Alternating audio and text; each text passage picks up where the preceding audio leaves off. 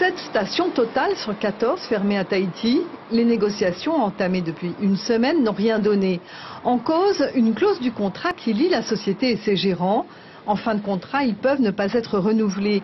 Les gérants ne contestent pas cet article, mais réclament un pourcentage sur le chiffre d'affaires pour indemnité de départ. Refus net de la direction de la société d'hydrocarbures qui explique avoir proposé de son côté une compensation, mais sans la préciser. J'ai entrouvert la porte depuis une semaine avec les représentants des gérants pour éventuellement définir une allocation de non-renouvellement du contrat, même si je sais qu'aujourd'hui les gérants ils auraient droit à rien si jamais ils partaient ou si jamais j'étais amené à ne pas renouveler le contrat. J'ai ouvert la porte, j'ai fait des propositions qui me semblent en tout cas acceptables, en tout cas qui ont été acceptées par leurs représentants hier soir. Certains gérants ont des prétentions qui vont bien au-delà. De leur côté, les gérants qui ont fermé n'ont pas apprécié que seuls 2 d'entre eux aient participé aux dernières négociations.